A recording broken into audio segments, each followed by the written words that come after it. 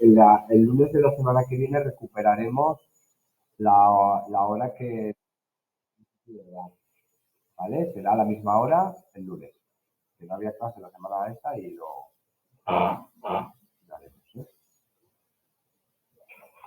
Vale, si no recuerdo mal, lo dejamos aquí. Vale. Un catarro terrible, ¿eh? O sea, que me oye un poco mal. Esto lo vimos. Nos quedamos en las inferencias correspondientes, ¿verdad? Sí. Vale. Estábamos viendo en los eh, de atribución causal, ¿no? Cómo se procesan las atribuciones a través de diferentes modelos. Vimos el modelo de Heider de análisis ingenuo de la conducta. Hablábamos de que lo primero que se hacía era la capacidad del actor y la dificultad de la tarea. Si se pensaba que el actor tenía capacidad para hacerlo y la tarea no era difícil, podíamos buscar la motivación, ¿no? Y aquí también hablábamos de buscar el locus de causalidad, que ya podría ser a disposiciones personales internas al individuo o externas también. Al individuo sería rasgo de personalidad, disposición y demás, y la explicación externa sería a características del también. Mismo los diferentes niveles de responsabilidad, de menor a, no, de mayor, del más bajo era la asociación, el más alto era el de la intencionalidad y el último era igual, pero en defensa propia hablábamos, ¿no? Por ejemplo, vimos también ya, empezamos el modelo de Jones y Davis de la teoría de las inferencias correspondientes. Y sí explicamos lo que es la inferencia correspondiente, ¿verdad? ¿Sí? Vale. Y repetimos. Se trata de hacer, en el modelo de Heider anteriormente, decíamos que podía deberse el locus de causalidad a disposiciones personales internas al individuo o ambientales. En el modelo de Jones y Davis no se preocupan de las situaciones ambientales, ¿sí? Dice que si ya percibimos, digamos, que hay una situación ambiental que impide hacer cualquier cosa, ya justificaría ese comportamiento y no iniciaríamos un proceso completo de atribución. Por lo tanto, se centran exclusivamente en la atribuciones internas o personales. ¿De acuerdo? ¿Qué serían las diferencias correspondientes? Que es cómo se llega a la conclusión de que una conducta se corresponde con alguna disposición interna del actor. Eso sería hacer una inferencia correspondiente. En una situación en la que, como hemos dicho en las anteriores, algo que sale de lo normal, me sorprende, yo tengo que iniciar el porqué, el proceso para buscar la causa de por qué se ha hecho, vamos a decir, de esa manera, iniciaré un proceso de inferencia, es decir, coger los datos que me ofrece este estímulo o esta situación para iniciar el procesamiento y buscar qué disposición personal se corresponde con ha causado esta situación. ¿Me explico? Inicio, hago una inferencia para adivinar o saber de qué disposición personal se trata. Por ejemplo, porque es una persona agresiva. Una persona pega a otra a la calle y yo inicio un proceso de atribución. Analizo la situación y la conclusión que llego es que la persona que ha pegado a la otra es una persona agresiva. Eso es hacer una inferencia correspondiente. Yo, a través de un proceso de inferencia, busco la disposición a la que corresponde esa conducta. La característica de personalidad. ¿Sí? ¿Sí o no? Creo que lo expliqué mejor en el otro día que hoy, ¿eh? Estoy un poco así. Vale. Entonces, estas atribuciones internas, es decir, atribuir a una característica personal una conducta, un hecho, una situación, sirven para predecir la conducta. Si yo ya he hecho una atribución interna a esa persona agresiva, yo qué pensaré que esta persona en situaciones que pueden alterarle, activarle puede actuar de manera como agresiva. Por lo tanto, ya estoy haciendo una predicción de su cuerpo. ¿Sí? Bien, yo he puesto aquí un ejemplo. Tenemos un compañero de trabajo del cual pensamos que es interesante. Seguro que también pensaremos que rendirá poco el trabajo y que probablemente, posiblemente, no quiera participar en tareas que impliquen esfuerzo extra. Aquí estoy haciendo una inferencia correspondiente a qué. ¿Por qué? ¿A qué disposición personal, a qué característica personal achaco yo que esta persona no quiera participar en las tareas, que no a tener que implicar el esfuerzo o que su rendimiento laboral sea muy bajo? ¿A una disposición interna cuál? A la del perezoso, ¿no? Por lo tanto, al haber hecho este proceso de atribución interna, de disposición interna, yo ya puedo prever cuál será el comportamiento, la conducta o cómo será esta persona, ¿no? Que no le gustará trabajar, no le gustará esforzarse, no le gustará, ¿sí? El proceso de inferencia atributivo, de atribución causal, no es inconsciente. Tú estás buscando la explicación. Sí que luego, ya habiendo descubierto esa disposición personal de la persona, esa característica, tú ya directamente no le llamarás para hacer un trabajo. ¿Sí? Si todos pensamos que tú eres una perezosa, ¿sí? Y yo ahora digo que tienes que hacer grupos de, o sea, parejas para hacer un trabajo, probablemente te quedarías sola. Si tú ya sabes que tú eres una perezosa. Porque como en lo que nosotros intentamos siempre es predecir la conducta de los demás, ya sabemos que tú en ese trabajo no vas a hacer nada porque no tienes trabajo, ¿no? Y eso sí que lo hacemos ya de una manera, no vamos a decir inconsciente, ¿no? Pero total, no sé, yo prefiero decirlo automático, ¿no? Un proceso un poco Freud, ¿no? O un preconsciente, ¿no? Pero es una cosa automática, ya directamente te deja. Igual que si eres divertida, pues probablemente si montamos una fiesta, pues todos quieran ir a una fiesta, ¿no? Lo mismo. Vale. Para que se produzca una inferencia correspondiente, debemos tener en cuenta tres puntos importantes. La intención, los efectos no comunes de la acción, ahora lo miraremos, ¿vale? Y si las expectativas se mantienen sobre esa persona, ¿de acuerdo? La intención es una condición previa. Si no hay intención, no se puede distribuir a características personales, ¿vale? Si no hay una intención, no se lo podemos atribuir a características personales. Tiene que haber intención. Por otra parte, los efectos comunes de la acción y de otra acción serán menos bueno, ahora vamos a ver con un ejemplo mejor, ¿vale? Que lo tengo en la siguiente y quedaría más claro. Mientras menos efectos no comunes haya, más fácil será hacer una atribución. Si hay expectativas de que se mantiene sobre estas personas, se confirmará que son más probables las inferencias correspondientes. Vamos a ver un ejemplo y a veces lo entendemos. Yo he puesto aquí los efectos de la acción, ¿sí? Los efectos de la acción para hacer una atribución personal de perezosa, ¿vale? El este es un poco así, a veces se entiende bien y a veces no, vamos a intentarlo, ¿eh? Yo os pediría que no miréis todavía a esa dos partes, porque si no luego ya me va un poco claro. Mientras menos efectos no comunes, más probable es que se haga una inferencia correspondiente. ¿De acuerdo? Vamos a empezar con el ejemplo y a ver si soy capaz de explicarlo. Tenemos aquí a los efectos de la acción de hacer deporte. Yo tengo a mi amigo Juan que hace deporte.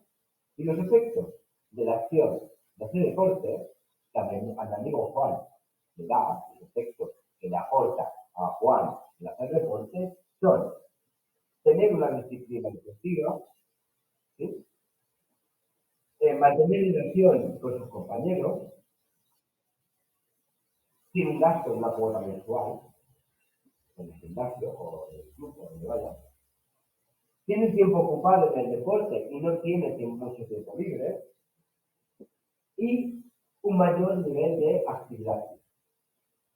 Estos serían los efectos de la acción de hacer deporte que aporta a mi amigo Juan. ¿Sí?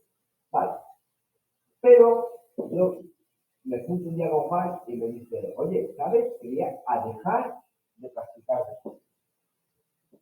Voy a dejar de practicar deporte y yo, claro, le pregunto, ¿cómo que vas a dejar de practicar deporte? Pues si es algo que a ti te gusta, además te aporta algunos beneficios y ciertas posibilidades de ellos.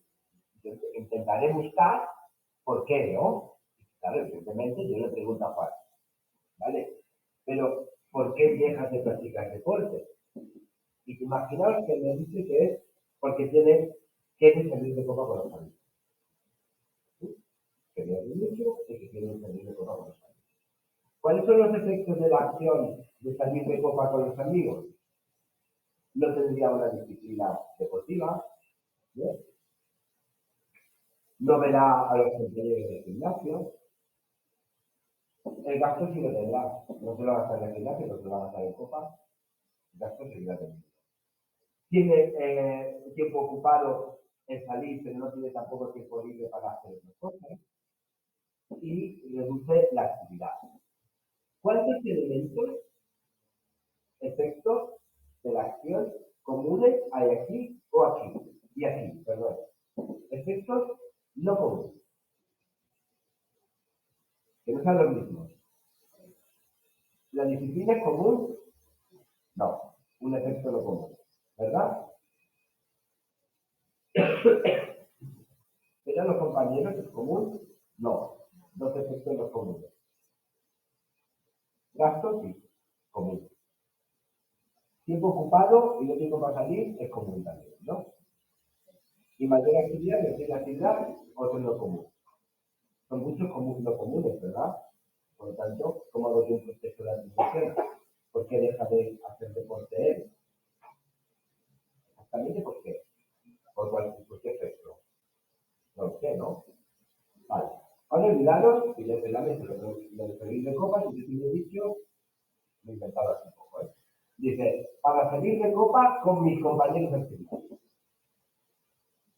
Vamos a dejar todo y vamos a salir de copa. Esto tiene un efecto que es no tener disciplina deportiva. Vamos a dejarlo, ¿no? Sale con los amigos, ¿verdad? Con los compañeros del gimnasio. Tiene gasto en copa, también. Tiene tiempo ocupado en salir, pero no tiene mucho tiempo libre. También. Y alto nivel de actividad, no para de salir. Porque sale con las mismas cosas. Y ahora cogemos este. ¿Cuántos efectos no comunes hay? ¿Cuál? ¿Cuál? Por ejemplo, no quiere mantener la disciplina deportiva porque es un perfecto. Por lo tanto, cuando iniciamos un proceso atributivo en el que vamos a hacer una inferencia correspondiente a una disposición personal, a una característica de su personalidad, lo que voy a mirar entre una situación y la otra situación es qué efecto de la acción no común tiene para sacar una conclusión que se complemente o que sea consistente con esta diferencia correspondiente. ¿Me explico? Si hay muchas cosas no comunes, hasta digo, igual sigo investigando, sigo investigando y me sigo preguntando. Pero siempre haremos este ejercicio diferente. Buscar los elementos no comunes del efecto de la nueva acción para atribuírselo a una característica personal. ¿Sí? Ese sería el modelo de Messi. Pasamos a otro modelo, que es el modelo de Keynes, ¿vale? Que es el modelo de covariación y esquemas causales. Esto es un poquito más grave. Aquí tenemos un pequeño resumen de lo que ya hemos visto, resumen y diferencia. Es decir, en el primer modelo, el de Keynes, veíamos que el proceso atributivo tiene las funciones de predicción y control. En el modelo de Joseph Davis, el modelo de las inferencias correspondientes se limita a la predicción y control del comportamiento de las personas, basando desciende a un segundo plano, ya lo habíamos dicho, ¿verdad? Y en este nuevo, el de Kelly, es el estudio de la atribución desde una perspectiva más amplia. Mucho más amplia, donde hay un problema de la validez atributiva, que es cómo perciben las personas que sus impresiones son correctas. Cómo percibimos que en ese proceso de atribución que he realizado, mi conclusión, mi impresión es correcta. ¿Qué tipo de información utilizamos para llegar a hacer esa atribución causal? ¿Sí? Este es el planteamiento que se hace el modelo de covariación de Kelly. Que es lo que vamos a ver ahora.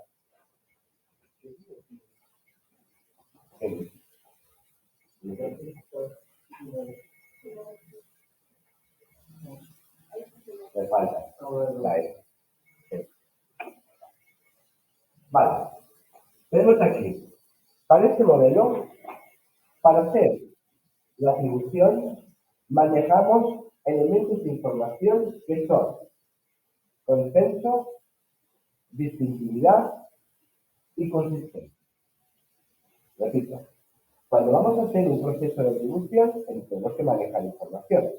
Según este modelo, los elementos de información que manejamos son estos: el consenso, la distintividad y la consistencia. Vamos a ver cada uno de ellos para dejarlo claro.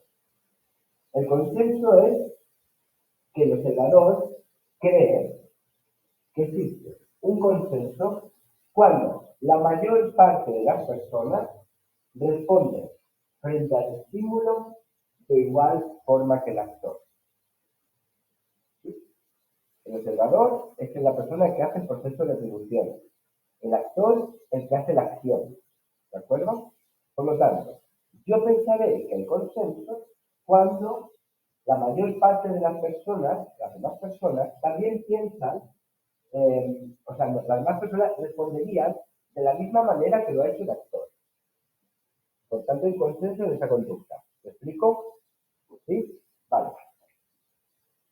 Puede haber un alto consenso. ¿Cuándo habrá un alto consenso?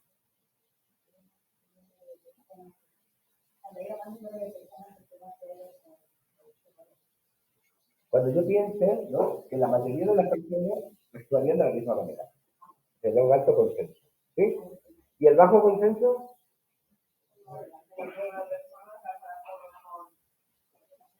Cuando yo piense que el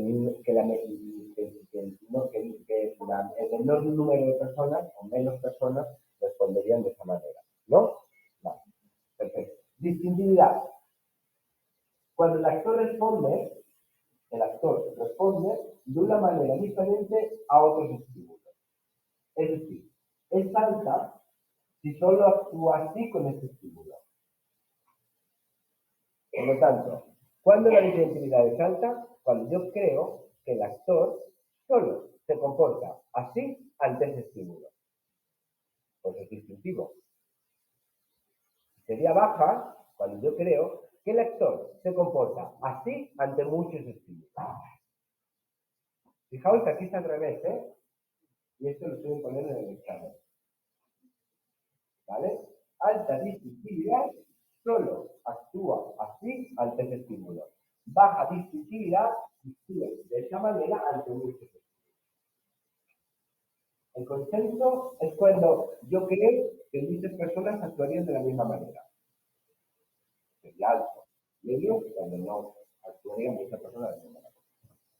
La consistencia es cuando el actor responde siempre de la misma o parecida forma ante una situación. No te estímulo, ante una situación. Por lo tanto, será de consistencia alta cuando el actor responde siempre de la misma manera en diferentes situaciones. Y la consistencia será baja cuando el actor no responde de esa manera en las diferentes situaciones. Vamos a responder.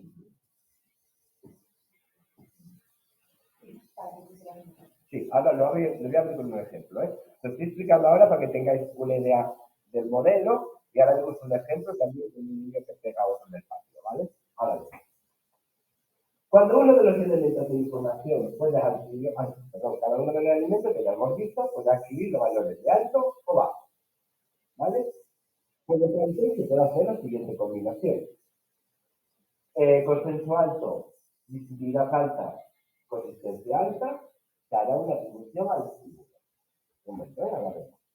Cuando el consenso es bajo, la visibilidad es baja y la consistencia es alta, una atribución de la persona. Y cuando el consenso y la visibilidad alta y la consistencia baja, la atribución a las circunstancias. Bien, vamos a ver un ejemplo. ¿Sí? A ver si podemos explicar. Vale. Tenemos aquí la acción. La acción que el observador tiene que procesar, que hacer un proceso de atribución. ¿Vale? La situación es la siguiente, la acción. Alberto le pone la zancadilla a Raúl cuando juegan en el recreo del colegio. Alberto le pone la zancadilla a Raúl cuando juegan en el recreo del colegio. ¿El actor quién es? Alberto. ¿Y el objeto? Vale. Tenemos factores. 1. Alberto, que es el actor, la persona. Raúl, el estímulo, ¿no? Y el patio, cuando juegan en el patio del colegio, es la circunstancia, la situación. Por lo tanto, aquí ya tenemos los factores. Persona, estímulo, circunstancia. Hemos dicho que nosotros vamos a utilizar diferentes fuentes de información para llegar a hacer un proceso de opinión. Las fuentes que hemos visto son consenso, visibilidad y consistencia. Vamos a ver esta covariación de 2 por 2 por 2. Y sería esto que vemos aquí. ¿Vale? Vamos a ir viendo por ello. Aquí tenemos, como veis, las fuentes de información. Consenso, visibilidad y consistencia. Y aquí tenemos las atribuciones, que pueden ser a la persona, bueno, aquí pueden al estímulo, a la persona o a la circunstancia. Cuando yo acabo ese proceso de atribución, tomaré la decisión de que la causa ha sido o la persona, o el estímulo, o la circunstancia de que se haya producido esta acción. Pero esto lo hago a través de una covariación. Y voy a ello. Si en esta fuente de información yo veo que el consenso es alto, es decir, cuando hemos dicho el consenso, cuando pensamos que otras personas no se ve igual. Es decir, si es alto, es que otros niños del patio también pegan al pobre Raúl. No solo Alberto, ¿eh? Por lo tanto, el consenso es alto. Los demás del patio también le pegan. ¿Sí? La visibilidad alta. ¿Alta qué quiere decir la visibilidad? Que Alberto solo pega a este y no pega a los demás, ¿no? Exacto. Alberto no pone la zancadilla a otros niños. Solo se la pone Raúl. Por eso es alto en visibilidad.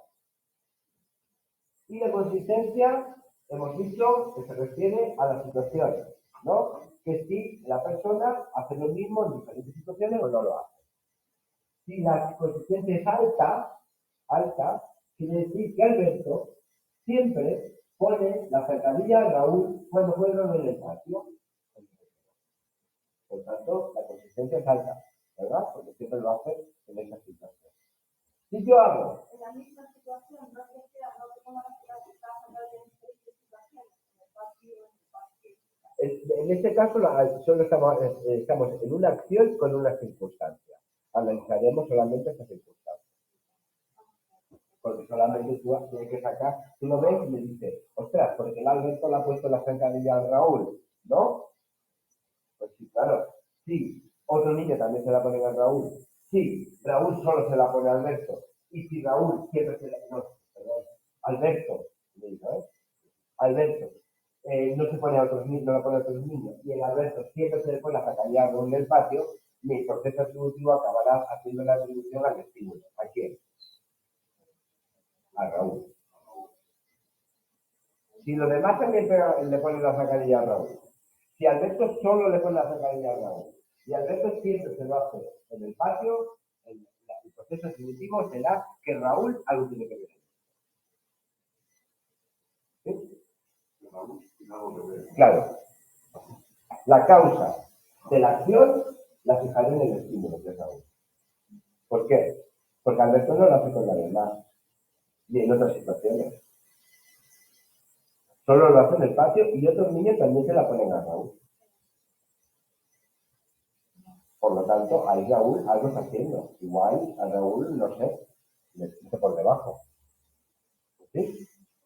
Ese será el proceso atributivo. Pero claro, también podemos hacer otra covariación con estos elementos de información. El consenso es bajo, es decir, ningún otro niño le pone la zancadilla a Raúl. Consenso bajo, ¿verdad? La visibilidad es baja, es decir, Alberto pone la zancadilla a otros niños también en el recreo, no solamente a Raúl. Y la consistencia alta. Alberto siempre pone la zancadilla a Raúl en el patio del recreo. ¿Cuál sería la causa? La persona, Alberto.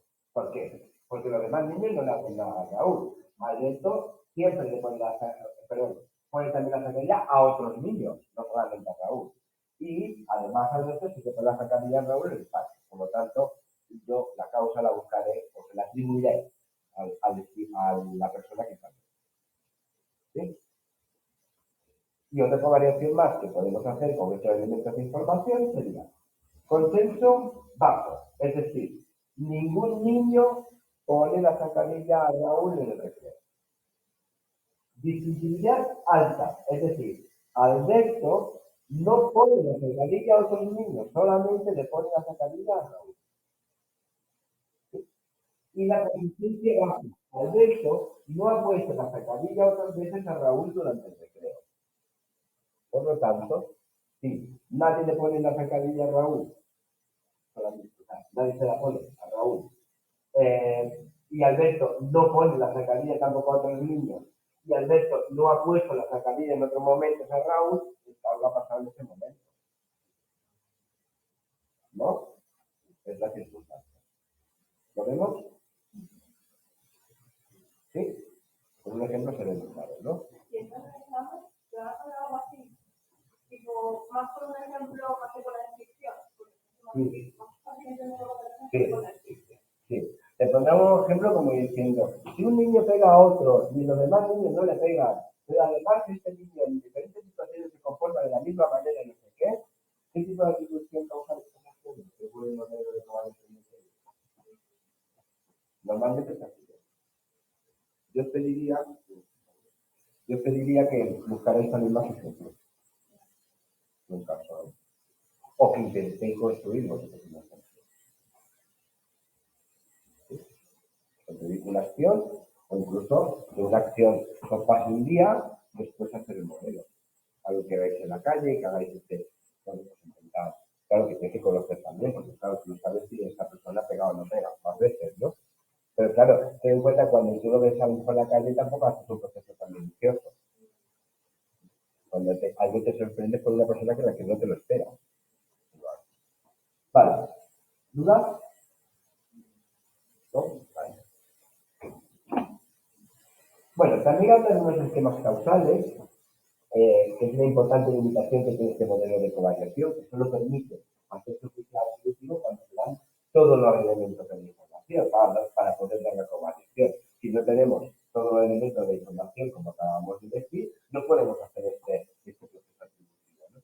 Sin embargo, sí podemos elaborar juicios atributivos a través ya de una experiencia propia que tenemos, de preconcepciones acerca de las causas que están asociadas a esas acciones, a esos procesos. ¿Vale? Son esquemas que ya tenemos, esquemas causales. Los esquemas ya hemos hablado en otro tema, ¿no? Pues lo mismo, se activaría un esquema causal. Yo no tengo todos los elementos de información, pero sí tengo una experiencia, ¿no? Acumulada, en la que sí he hecho unos procesos atributivos. Puedo hacer uso de esos esquemas causales para poder tomar una decisión en ese proceso de atribución. ¿De acuerdo? Que podemos hablar al mismo, ¿eh? Aunque hablemos cuando hablamos de esquemas, podemos aceptar o no. Pero estamos hablando que tenemos que tomar una decisión. O tomar una decisión o una opinión. ¿Sí? De acuerdo. Uno de estos esquemas causales básicos, bueno, no sería el esquema de causas suficientes y múltiples, ¿sí? Que dice que la conducta se puede explicar por diferentes causas, todas presentes y cada una por sí sola puede producir ese efecto, por eso se dice de causas suficientes múltiples, cada una de esas situaciones por sí sola puede causar ese efecto. Y el esquema de fuerzas necesarias múltiples, el efecto solo se puede producir si actúan conjuntamente una serie de condiciones. ¿Sí? ¿Veis la diferencia entre uno y otro? Vale. Pues venga, continuamos con las consecuencias de la atribución con la teoría de motivación del logro de Walter. Introduce Weiner en su modelo, que ahora miraremos, que tenemos aquí, que se ha cogido del libro, introduce la mediación cognitiva, ¿vale? Como atribución causal. ¿Qué pasa?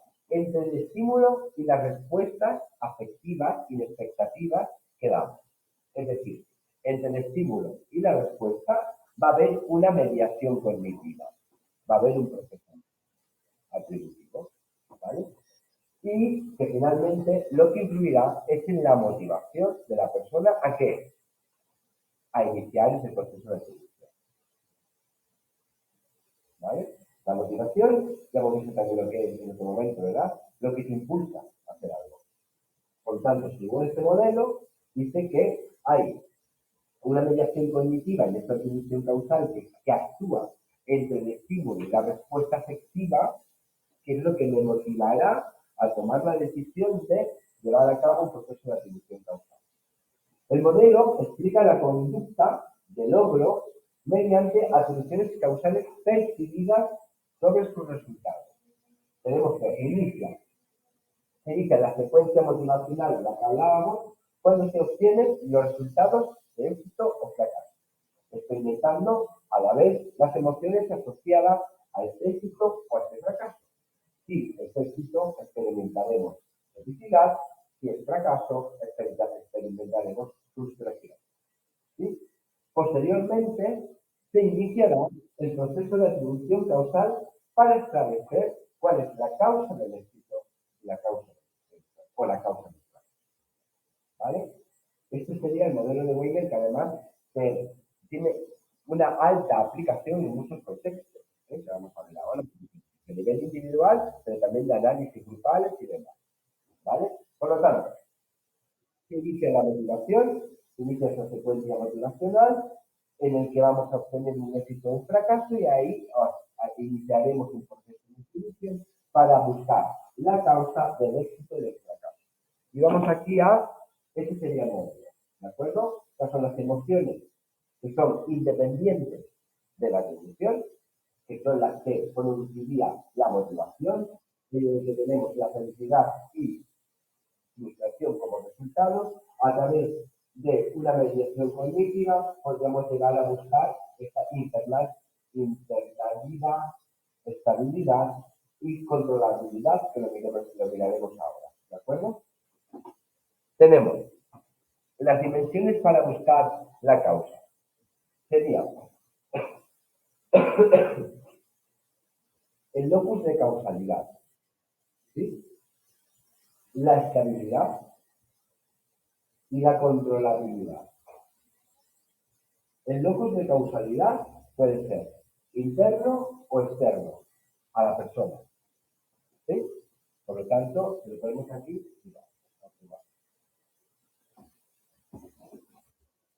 El locus es como el foco, interno y externo. Interno sería a la persona, externo fuera de la persona, ¿vale? Luego hablamos de eso de las emociones. Luego tenemos la estabilidad.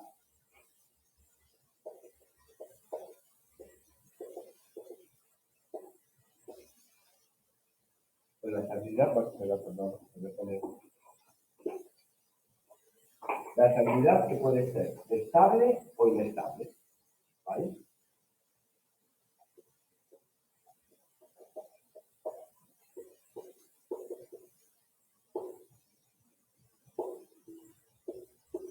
Aquí igual, ¿eh?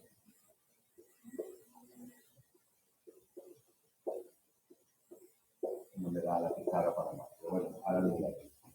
Y la controlabilidad es controlable e incontrolable.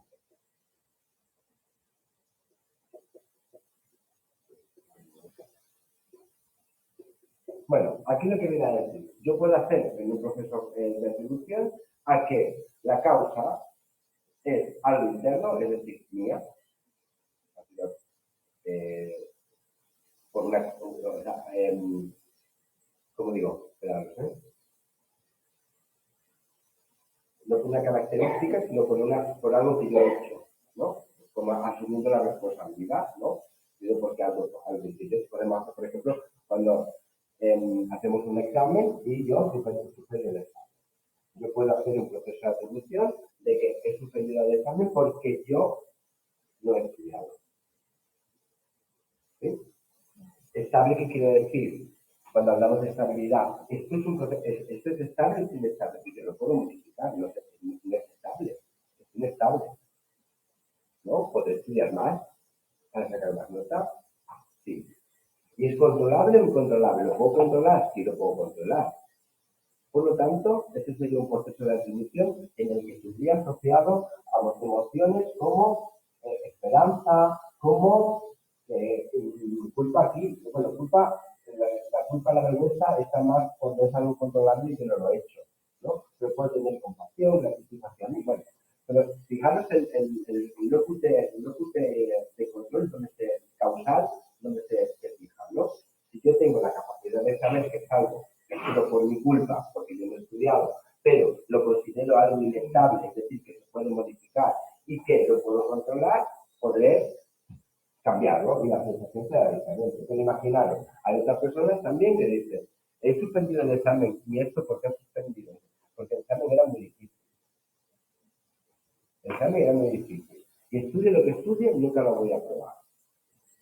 ¿Dónde está ahí el locus de control? ¿Interno o externo? Externo. ¿Sí? ¿Es estable o inestable? Estable, ¿no? Porque tú ya estás diciendo que además el examen no lo van a cambiar tampoco, no lo puedes cambiar tú. Es algo que tiene que cambiar alguien, ¿no? Y es controlable o incontrolable. Si yo ya te digo que no voy a probar nunca. Incontrolable. Por lo tanto, el proceso de atribución sería externo, estable, incontrolable y asociaba una serie de emociones que puede ser modelo de ¿sí? En este caso, pues seguramente la autoestima, vergüenza, una desesperanza, ira, ¿no? ¿Lo veis? El proceso de atribución que dice Weiner que hacemos. Esto normalmente, ya lo veréis en más asignaturas, ¿eh? Porque a veces, cuando tengamos que tratar, a ciertas personas, hay que analizar este proceso atributivo. Porque las personas, por ejemplo, que tienen una tendencia pesimista, suelen hacer un proceso atributivo inadecuado. Un proceso atributivo de causalidad inadecuado, donde siempre, por ejemplo, buscan ser el culpable o no ser nunca el culpable y echar la culpa fuera. ¿Sí? Por tanto, esto lo vais a estudiar en más asignaturas y ya veréis que será clave en muchas de las decisiones que toméis con pacientes, incluso con vosotros mismos, ¿no? Si lo vemos como algo que yo puedo controlar y que es inestable, será más fácil de modificarlo. Si lo veo como algo que no depende de mí y que, ¿sí? Normalmente, ¿qué hacemos con los logros? ¿Dónde ponemos el locus de causalidad de los logros? En los éxitos. ¿Y los fracasos? No. Y además, externo, inestable puede ser, pero incontrolable. Claro, ¿no? Porque puede ser fracasado. Claro. Si es interno y es inestable y estable también es lo que yo considero. ¿Sí? Claro. Bueno, pero puede ser, ¿eh? Estamos hablando de los fracasos, ¿no? Pero bueno, puede ser que sea controlable. ¿Eh? Puede ser que sea controlable. No, pero yo puedo verlo controlable. Yo puedo ver que el fracaso que ha sido, imaginaos, ¿no? Claro, claro. Yo puedo saber que es controlable. O puedo pensar que el fracaso es otra cosa, ¿eh? En el trabajo, por ejemplo, yo puedo decir que mi fracaso en el trabajo ha sido por culpa de mi jefe, ¿sí? Pensar que no era algo estable, imagínate, ¿por qué? Pues porque mi jefe me lo puede cambiar, mi jefe, o él estará y yo seguiré, él se irá y yo seguiré, y controlable porque yo me puedo forzar más para demostrarlo, ¿sí? Por eso os digo que muchos de estos procesos atributivos de buscar la causa, podemos hacer modificaciones, modificaciones que si conseguimos hacerlas, obtendremos un beneficio para nosotros a nivel emocional también y no solamente de rendimiento, porque seremos capaces de remontar si vemos una posibilidad de que podemos hacer algo para mejorarlo, ¿sí? Pero que también lo tendréis que cambiar con otras personas, ¿no? Y esto es algo que ya podéis hacer en el ejercicio en muchas situaciones de vuestro día a día, donde ponéis el locus de control, la estabilidad, la controlabilidad y todo esto, ¿no? Porque siempre se puede cambiar un factor. Evidentemente yo no tengo control sobre el examen, porque yo no lo pongo. Cuanto más tú digamos, más te relajas por externo y aumentará tu poder. Claro. Pero hay cosas que tú no puedes, o sea, en el examen tú no puedes decidir si lo haces o no lo haces, ¿no? Pero no depende de ti. Pero sí podemos buscar una fórmula donde tú puedas aportar algo a este proceso, ¿no? Y conseguir además, pues la motivación que hablábamos para que te ayude a seguir avanzando. ¿Queda claro? Vale. Más errores y sesgos que se pueden producir a nivel de atribución. ¿Qué hora es? El cuarto. Así no lo tengo que acabar, yo creo que es la última. Errores y sesgos atributivos. Podemos, como en todo proceso que hacemos, se pueden cometer errores. Ya hablábamos con los esquemas, ¿verdad? Que vimos una lista de errores, con los heurísticos, que también se pueden cometer errores. Estamos hablando de un proceso de información que necesitamos que sea efectivo, sea rápido, ¿sí? Y que, bueno, muchas veces se basa en activar esquemas de manera espontánea, automática. El proceso de atribución es rápido, muchas veces, otras no, ¿eh? Otras que necesitamos tomarnos nuestro tiempo y analizar todos los factores, todos los estímulos que se dan en ese momento para poder llegar a un resultado eficaz, ¿no? En este momento se activa de manera más automática. Vale, pues tenemos, por ejemplo, el error fundamental o sesgo de correspondencia, ¿vale? Que consiste en la tendencia exagerada a explicar la conducta de los otros apelando a disposiciones internas de su personalidad, de su carácter o de su temperamento. ¿Sí? Una tendencia totalmente desproporcionada a explicar lo que los demás hacen por características de su personalidad. ¿Vale? Pues se le llama sesgo fundamental, sesgo de correspondencia. El error de falso consenso, que también es la tendencia a considerar que la forma de actuar o esa forma de actuar es la forma que utilizaría la mayoría de la gente en esa situación. ¿Vale? El falso consenso. Ya miraremos esto en otros temas que veremos, ya lo miraremos también. ¿Sí? A veces no actuamos en una situación porque pensamos que los demás no actuarán, sin tener realmente un consenso objetivo, no sea votado. ¿Vale? A lo mejor nos metimos en la conducta de ayuda a una persona que está agrediendo en el metro, porque si los demás no lo hacen, yo tampoco. ¿No? Por ejemplo, falso consenso, por el error de atribución. Atribuciones favorecedoras del yo. Las personas tienden a atribuir sus éxitos a factores internos, que lo hemos visto anteriormente, capacidad, esfuerzo, tesón, etc. Y los fracasos a factores externos, como por ejemplo la suerte, la dificultad de la tarea, ¿no? Que utilizamos mucho, que tenemos mucha suerte, no, el que ha estudiado, ¿no? La suerte no utilizamos. El efecto observador-actor, es decir, la tendencia del actor a atribuir sus acciones a exigencias ambientales, mientras que el observador la atribuye esas acciones a disposiciones personales. Eso es otro de los efectos actor-observador. Cambia el punto de vista. El observador siempre tendrá la tendencia a que esa conducta la atribuya a una disposición personal y el actor a que se siente obligado a hacerlo, ¿no? A algo externo. ¿De acuerdo? Sería otro de los errores más frecuentes en los procesos atributivos. ¿Vale? Pues aquí acabamos este tema. Como veis, no voy a parar a todos los epígrafes o apartados del tema, si es posible. Hay apartados en los que simplemente yo me centraré sobre todo más en lo que los modelos, teorías que puede suponer alguna dificultad. En leer la relación que tiene con las emociones y demás, lo que plantea el libro tampoco supone mucha dificultad, ¿vale? Si no es que no nos dará tiempo de llegar a mucho más, ¿vale? Vamos a empezar el tema de actitudes, aunque sea poco, para ya hacer una introducción y el próximo día arrancar el viaje, ¿de acuerdo? Pues de actitudes, ¿qué idea tenemos? Porque se habla mucho de actitudes, ¿no? ¿No? No me gusta tu actitud, la actitud que tienen los demás, te pongo un negativo en la actitud, ¿no? ¿Qué es la actitud? ¿Qué es? Disposición de actuar desde una determinada manera. ¿Vale? Bien. El comportamiento es un componente, hay más cosas en la actitud, no solo el comportamiento. La predisposición. ¿Eso es predisposición o es más?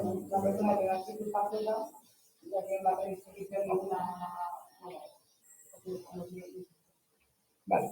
Yo no, si más o menos, sí, es verdad que a veces utilizamos la palabra actitud de una manera coloquial, que todos entendemos, pero que en psicología tiene otro sentido.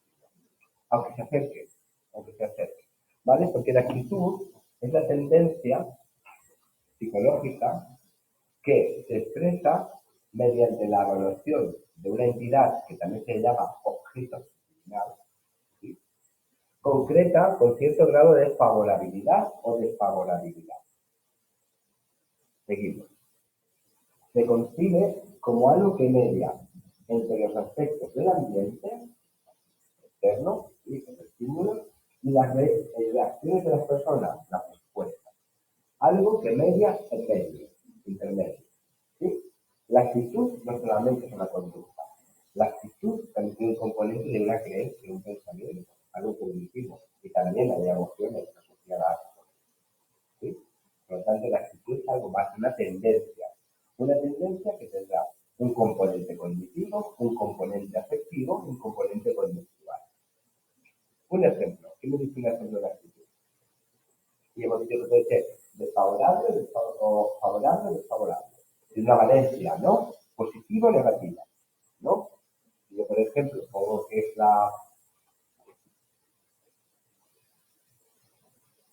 una actitud al reciclaje, o sea, mi actitud al reciclaje es positiva, es favorable. ¿Qué significará? ¿Cómo me veis? Al reciclaje de reciclo, ¿eh? Que cuando yo digo que mi actitud es favorable o muy favorable hacia el reciclaje, ¿qué pensaré? ¿Qué más? Que tiene la orgánica, la doy, ¿no? La otra, la gris. Lo otro, sí, sí. Y que además, si veo que la gente no lo hace, ¿cómo me sentiré? ¿Sí? También la actitud es continuo, ¿eh? Puede ser desde muy favorable a muy desfavorable. ¿Sí? Yo digo que estoy muy a favor y que es muy favorable del reciclaje, igual algunos están pensando que puede ser un activista en contra del desecho y de tal, ¿no? Bueno, eso son conductas que se asocian también a la actitud. Eso es la actitud.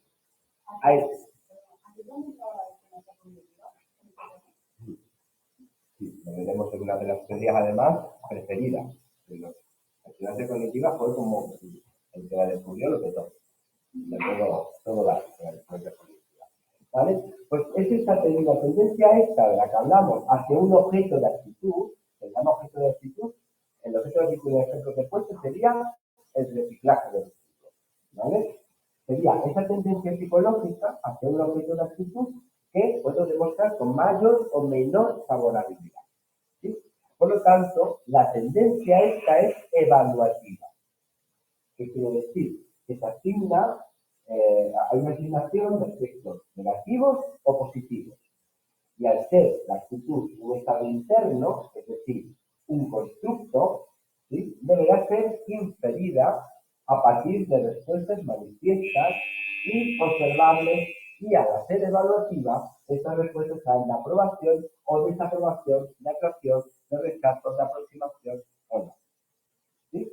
Es decir, podéis ver cuánto desfavorable es mi actitud al reciclaje. No lo podéis ver. ¿Cómo lo veis? Lo inferir a través de qué? De lo que yo hago. Y utilizo todo materiales reciclables. Si lo veis, tirar la basura ordenada por contenedor. Y tal, tú infieres que mi actitud es favorable al reciclaje de residuos. No, necesitamos eso, ¿no? Para poder. Vale, pues continuamos el próximo día, que es el lunes de la semana que viene, ¿vale?